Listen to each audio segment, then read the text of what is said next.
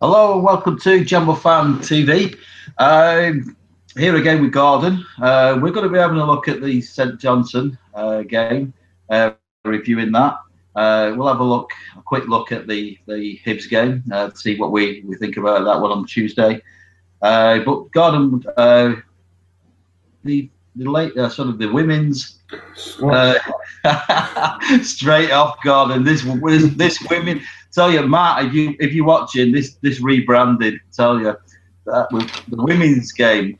So the women's first team, they didn't play, but Matt's one of the coaches. Really nice lad. Also, I've been told.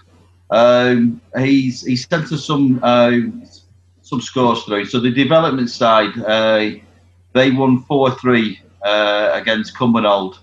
And the last that we're going to be sponsoring, Gordon, Jenny Smith, she played some time from just to get some game time in, and picked a goal up as well as Coco and Louise. Oh, Coco got two. So like I said, 4-3. Not as good, but you know it's game time and it's an experience. The under-13s they lost 5-2 to Musselburgh, and they're the only scores that we've got through. I'm back up next week, so I'm going to be going through to Motherwell to see the first team play. So we'll do a review of that one when I come back. And that's everything for there's not a lot of women's football news this week, Gordon. But Jerry got a goal, nice one. Happy days. Yeah, and Sam, who follows us on Twitter, she's buzzing. So yeah, just to get a win, that's what it's all about. Right, is it what it's all about though, Gordon? I'm not even going to ask if you went to the game because we went to the game together. And I've tweeted. We'll take the first half first. I've tweeted the most exciting thing that happened to me in the first half was that pork sandwich that I had, the pulled pork, which was absolutely fantastic. Was going to queue for a pie. Queue was too big. There was nobody at the pulled pork, which got me a bit worried, really. But fantastic decision. Then started the football. Should we take it from the back forwards? I was sitting with you lot. I was sitting with the Preston Pans lot. So I was sitting next to Tommy, and we were absolutely slating the goalkeeper, our goalkeeper, for playing too much football. Basically, he was getting us very, very nervous from time to time. I think it's a bad habit to get into, letting attackers get that close to you and trying to play football. What do you think? Oh, I never felt that bothered by McLaughlin yesterday. His distribution wasn't great. He always aims for Lafferty, which is obviously a tactic because he's 7 foot, isn't he? So he's when he always gets aimed for when McLaughlin's got the ball. And he kicked out a couple of times. It was like watching Jack again for a while. His distribution's not been great since he came in, but he seems to be quite confident with the ball at his feet when he gets past him. So yeah, I think you're possibly overreacting a wee bit with playing too much. But I don't know. I was a lot closer to the pitch than you were yesterday, and the depth perception when you're that low down isn't great at Murrayfield for football. So I was fine with him yesterday. I don't think St Johnstone troubled us unduly at any stage yesterday, really. No. Well, maybe you're right. Maybe me and Tommy was sitting there like them two old men off the Muppets that are up in the stands. We weren't impressed, but it wasn't the only thing that we weren't impressed with. Midfield, it just didn't sort of come. We saw the warm up. We were watching crosses coming in, practicing crosses, throwing the balls from one side to the other, crosses coming in. We thought, okay, brilliant. We're going to get the big man in the centre and there's going to be some crosses coming in. It didn't sort of pan out that way. We ended up with Lafferty out on the wing, which I've said before, I don't get. I really don't get it. if we're going to be playing him, play him in the centre, which we'll get onto, which we ended up getting some reward from in the second half, but we'll get onto that. And I just thought that Ismay and Lafferty were playing too far apart first half. It just wasn't, wherever we were, it wasn't happening. We couldn't trap the ball. We were putting pressure on ourselves through bad passes, balls coming off shins and giving their attackers time to press. They pressed that first half. We didn't. Yeah, it's a fair comment. I don't think there was any quality on the park at all in the first half yesterday. There was certainly nothing to write home about. Although, as I say, the depth perception confuses at one stage, because I thought Jamie Walker had actually just went round the goalie and rolled the ball into the net at one stage, but it was quite far wide when I saw it on Sports Scene tonight. Or no Sports Scene, sorry, the BBC website. But yeah, I agree with the Lafferty thing. Lafferty's got plenty of experience of playing out in the wing and sort of being targeted with sort of diagonals, and as I say earlier, for the goalkeeper. But for me, he's a great player based on his international record, and he seems to play up front on his own through the middle for Northern Ireland and score.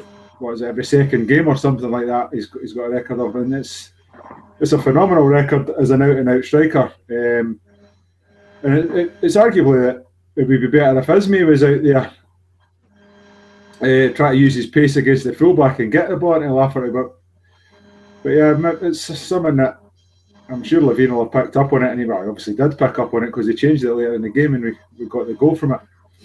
So.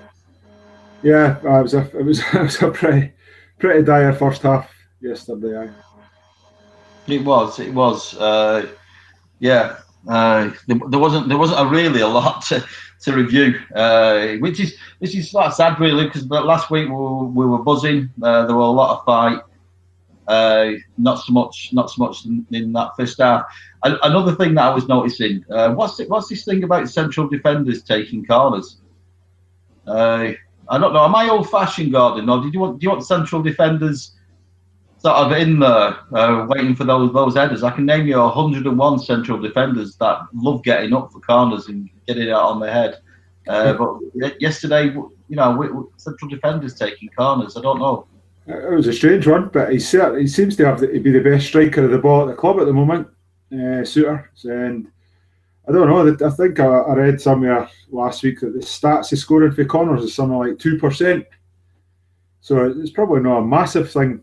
I think the delivery of the corners probably maybe a larger factor than who's actually in the middle waiting for it coming in. So if the delivery was quite flat, pacey.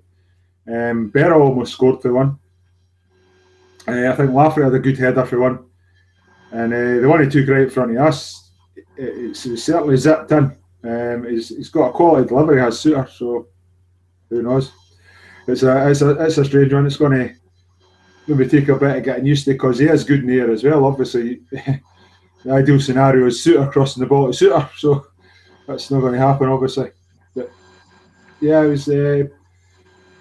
It's a strange one, centre half's taking it. We used to say the same about John Robertson taking corners. You wanted John Robertson in the middle of the penalty box to get on a Sandy Clark knockdown or something like that. But again, Robbo was probably the best striker of the ball at the time. So, as I say, I think you could argue the case that delivery is probably more important than even having height in the box. Okay. I don't know. I just like I like it sort of mixed up in there. I like, for me, just getting in there and get those people on the end of it. Just put people under pressure. On delivery though, there were the odd time throughout that first half where Ismay were getting frustrated. Balls were coming up. There's only so far a defender could head a ball. So crosses our balls were coming forward from us. Which are a little bit hit and open the first half. But their defence were heading them, and there was nobody anticipating, filling that sort of gap. where the ball was going to go, and it's quite easy for them then to come straight on the attack. And there was the odd time where I just saw Ismay just sort of go, what's going on? Forward, just come forward. You could see him gesturing people to come into it. Midfield, well, there were changes which we'll go on to, but midfield didn't do themselves any justice. Nah, I think one of the tactics yesterday was basically to miss the midfield out. It seemed to me that every time Berra got the ball, he went long diagonal. I thought Callahan was quite quiet yesterday. Jamie Walker, again, well, only in the first half. I thought Jamie Walker had quite a good second half. Once things got sorted in there. Prince, well, with Prince's first half, he was kind of caught dwelling on position, which we've covered before. It's something that it seems to be a disease between the sort of midfield sitter that Hearts play. June gets caught in position because he wants too much time in the ball, and Prince does exactly the same thing. So when he got taken off for Cochrane at half time, yeah, I think things changed. Things started to get done quicker, and that's. I think Prince should be having a wee look at himself. If a 16-year-old lad comes on and so it totally changes the game by a significant amount for the better. Yeah, definitely. I mean, if you get a pack of cards, Gordon, you get a king, a queen, and a joker. There's no Prince in there, and I think we got the joker. Definitely lackluster. Nothing about him. Like you said, young lad comes on. Obviously, people had a kick up the arse at half time, and like I said, I've told you, my head would go down in that dressing room if Levine starts. But obviously, things were said and changes were made, and it got better in the second half. Like I said, there was a bit more drive. People taking the ball forward, people running, which wasn't happening. I like that because it's a plan B. It's somebody just holding their hands up and saying, actually, I'm going to make technical changes here and we're going to put on. But fantastic. Remind me if I don't say it, Gordon, because I want to go into the Hibs game after this one. But two lads coming on making a massive, massive difference to the tempo of the game and the enthusiasm to want to play the game and to chase people down. Second half.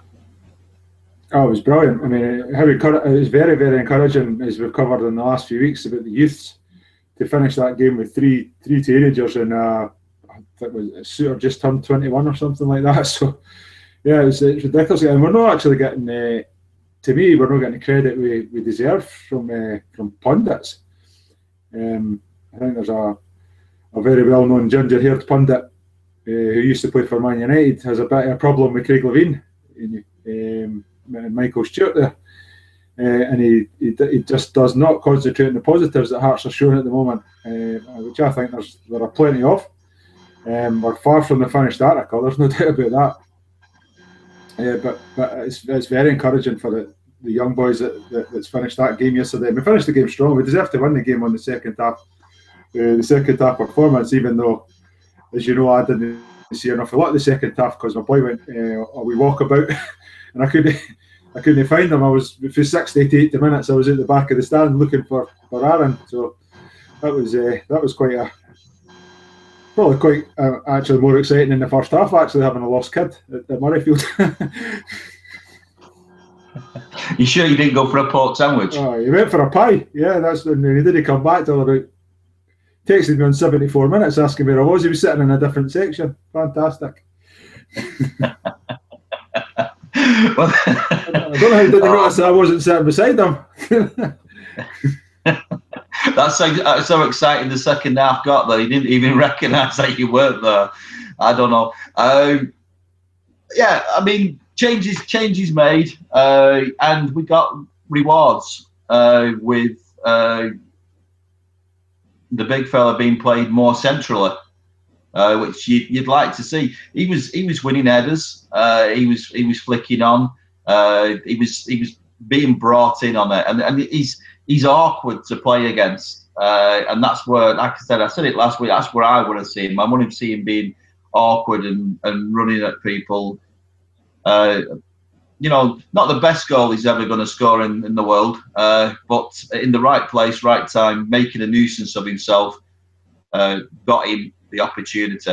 Absolutely. 10 out of 10 for perseverance. It was good to see Henderson and Cochrane involved in the build-up as well, quite heavily. And when the ball fell at Lafferty, I was the guy Shaughnessy, I think it was, who deflected off, had went about 3 or 4 yards deeper than the rest of his defence. I think they'll be a bit peeved at losing that goal. So the way it sort of panned out, but yeah, it's when he got the ball, got out from under his feet quite quickly, managed to get the shot away, and yeah, take it.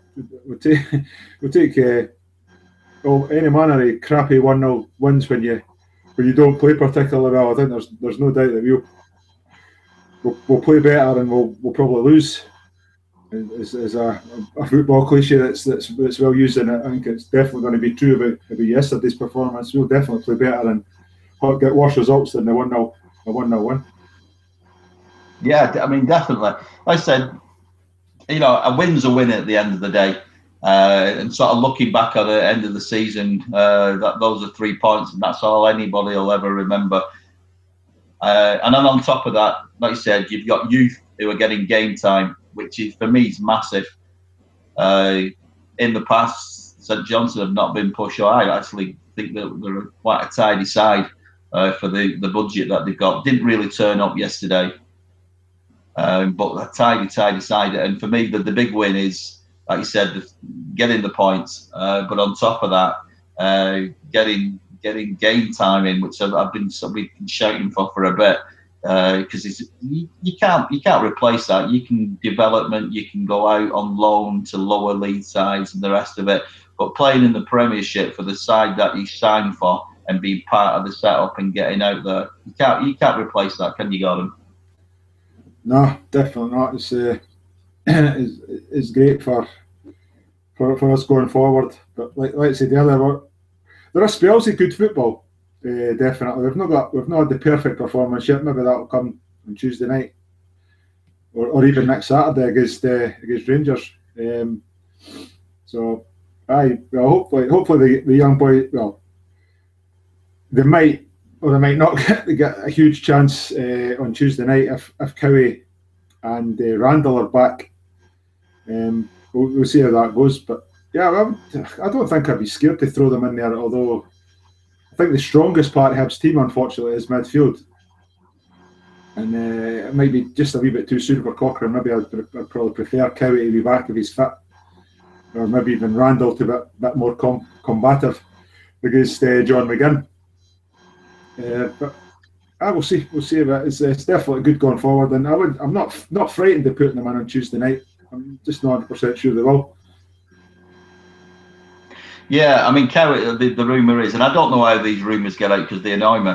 You know, you might as well tell Hibs who the bloody side is. But it gets out that Cowie's seemingly not playing. But me, I'd put him in as long as you've got. For me, as long as you've got, because you know how Hibs are going to be. We might as well do it now. Hibs are going to be typical of the manager. They're going to be niggly. They're going to be aggressive. That's sort of where they're at. And you don't want to get these lads, being drawn into that kind of thing. They need professionals around them to tell them to, forget it, just come back, hit them with your skill. Don't get drawn into these war of words and what have you. Just get about your business. They're quite competitive derbies and can be quite emotional. And they will be emotional. I mean, massive crowd on Saturday for us, really, and they didn't take anybody to see theirs. So hopefully they'll turn up for this one. Fingers crossed. You never know if they can be bothered. They'll turn up for it if they fancy the chances. Right, Gordon. We've got a question in. And it's our mate Brian Reid. He's asking you, Gordon, Do you think Levine will put a side out, which is not going to lose at any cost, or do you think he'll put a side out that's going to try and get that win? I think the way things are at Hearts now with injuries and stuff, like you've just touched on McCurry, I think he'll definitely. I think he'll almost certainly start with Lafferty and Goncalves, which would suggest that you've probably really got to go for it. I don't see why not. I'm a bit worried if we've been slow starters this season. Even our, what in my opinion was our best performance was the Aberdeen one at Murrayfield. For the first 20-25 minutes, Aberdeen, I think, were well on top of us.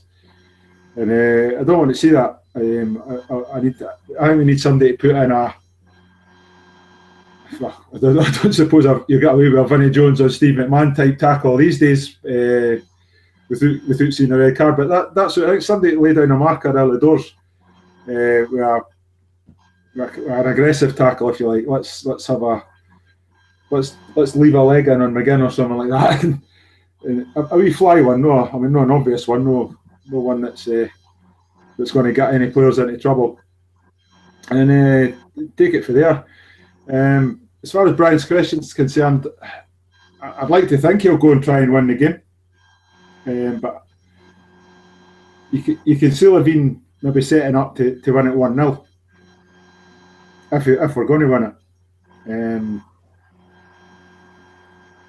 Do we?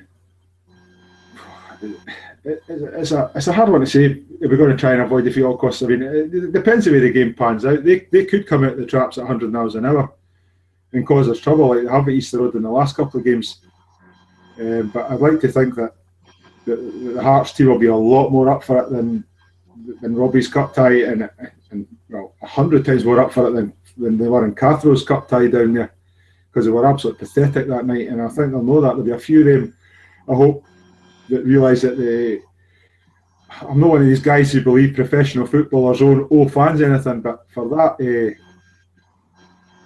night, I think after that night, I think there's maybe a few of them down there. I think maybe they do owe us a lot better than what they gave us that night, and I think Levine will believe that he owes us a lot more than what we got that night. As I say, Cathro was his man, so yeah, hopefully goes out to win, but I'll be honest with you, I would probably set up for a draw right now. Yeah, I mean, in terms of that, yeah, it was like I lost to, weren't it, with the Cathro. But I think what Hearts have got now is, we spoke about last week about having those players and those people involved in the club. And he's going to be in the rear. He's going to be, even if he's playing the youngsters in the second half, and that's where he's sort of going with his plan B. And, he'll have 101 scenarios in his mind. But he'll be talking to people. He'll have those other people, the coaches and what have you, talking to him about what this match. I think has to be a lot more prepared about what this is like, what the atmosphere is going to be like, what's expected of them, a bit of the history about it, and being up there. Listen, Gordon, you know me and my betting. I put money on every bloody week and never bloody come back with anything. But I think we're going to do all right.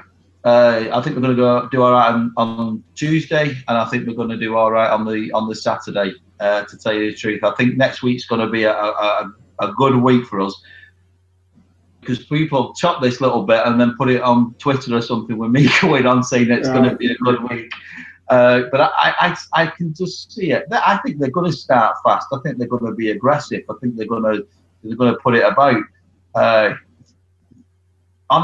can't see us playing as bad as we did that first half. It'd be an impossibility against St Johnstone. I can't see that happening.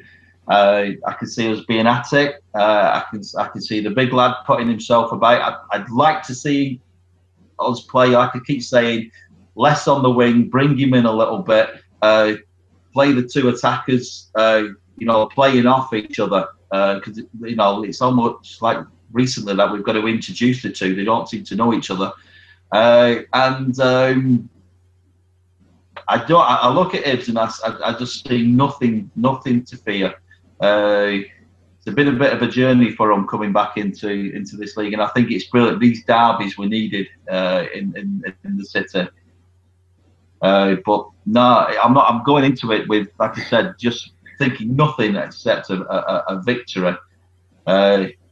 Stupidity or what, Gordon? No, I hope you're right, and I could see why Hearts fans have felt that way over the years. But I think in recent times, I think you're right. There's no way they'll be as bad as they were in the first half. I think the occasion usually drags players through these games, and there'll be a lot of blood and snotters, as they call it, as they say up here. We'll definitely have a right go at them. There'll be the match we played at 100 miles an hour, and my only fear is that they've dealt with that better in the last couple of occasions. If, like Levine says, we're going to go all guns blazing on Tuesday, if that's the case, and we come at the traps quick and let them know early they're going to be in a game, don't put pressure on them when they're 1-0 up, or even worse, like we did under Cathro. We've got to get into their faces early doors, and I don't think we've done that against too many teams this season. So it's definitely going to be a change. It's going to be the first time they played in an atmosphere like this season as well. So yeah. Hopefully, they'll be ready, fully pumped up at 7:45 and no at 8:30. Well, fingers crossed for that one. Yeah, I mean, sort of going over old ground again, but put pressure on the ball. I think he's got to just change that tempo a little bit. We can't be sitting back. We can't be inviting people onto us. We can't be allowing people to set crosses up, almost like a set play, which we have been doing. We've been stepping off people of late, allowing them to set the crosses up. We've got to be making sure that they're making mistakes, and they're making mistakes because we're breathing right down the necks. And I've said it on here before, Gordon. At the end of the day, I mean, like I said, I can't see it happen. I can't see Hibs getting a win. But if it happens, as long as them players come off that field, like I said, coughing and spluttering, after giving it 100% and having nothing else left in the tank, that's all you can sort of ask for. But skill level, I said we've progressed from the championship, and we've established. They've yet to do that. They're still in progression, and the guy that tends to get the goals and tends to be the thorn in the side has moved south now. So they're not the team. They're not the team that they were to us in the past. Cummins likes rubbing our nose in it, didn't he? I don't think he ever got over leaving us. No. But he's down south. It's happened. It's done. It's dusted. Looking through the side, I was going to ask you the question, but I'll ask you the question and I'll answer it first. Is there anybody in their side that you would take in our side? And mine, looking through it, I wouldn't take one of them. I mean, there's undoubtedly there's the McGinn factor. I would take McGinn in a second. I mean, our midfield's probably our weakest part of the team, I think, and I think their midfield's the strongest part of the team. I think we've got to get at their defence and hopefully make them go long. I'm not too worried about their forwards either. Although Stokes on his day can be a great player. But no, I wouldn't take him ahead of our forwards. There's definitely McGinn, and I sometimes think you need a naughty player in your midfield, and I do like that Bartley when he's not sticking his fingers up somebody's backside at Dundee. He's a decent holding midfielder. McGeoch actually, I don't think McGeoch's a bad player either. No, there's not a huge amount, but I think their stick-out player that would definitely get in our team is McGinn.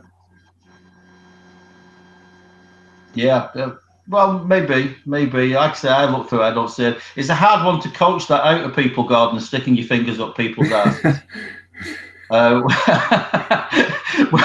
Where do you go with that as a coach? You know, is it something for inside training, outside training? I don't know where. I've never had fingers stuck up my ass, so I don't know where you go with that one. Gee whiz, what can I say?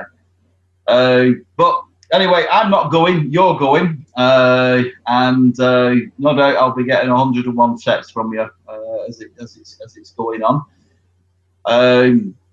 Anything else you want to add, Gordon? Like I said, I'm happy for next week. I'm back up for the Rangers game, and I can't see next week being a bad week for us. And you know, I'm not going to put a bet on because that'd absolutely scupper it if I put a bet on. There's no betting going on it, but I can't see it being a bad week next week. Well, to be honest, I hope you're right. I hope that continues because the weekend we've just had has been an absolute cracker. It couldn't really went an awful lot better. Hibs getting knocked out of the semi-final of the League Cup. Rangers getting pretty much humbled today as well, and Hearts winning. And you know, my tendencies lie down south as well, and they've seemed to have knocked that Wembley hoodoo on the head today as well. So it's been a good weekend for me. It's been and it's not been. I'm still in the Hearts women's last man standing.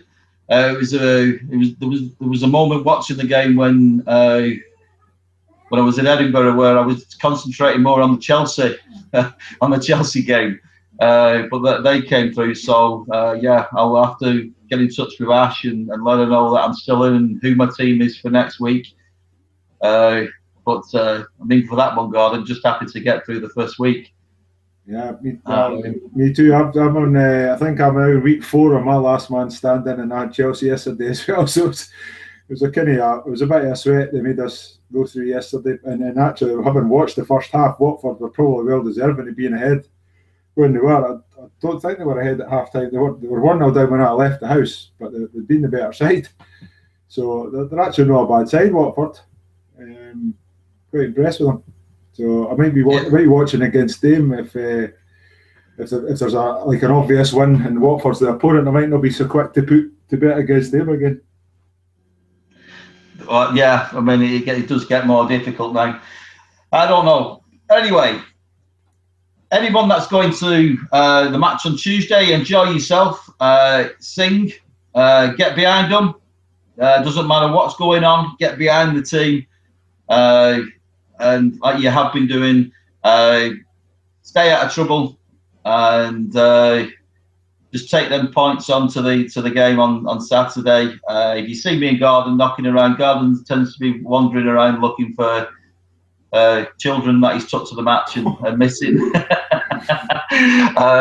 But if you see us, give us a shout. And next Saturday, I do recommend the pork sandwich. Definitely get to him. He didn't have that much custom last week. We've been JamboFANTV. Thank you so much for watching, and please subscribe and retweet and like and all the other social media paraphernalia that goes on with it.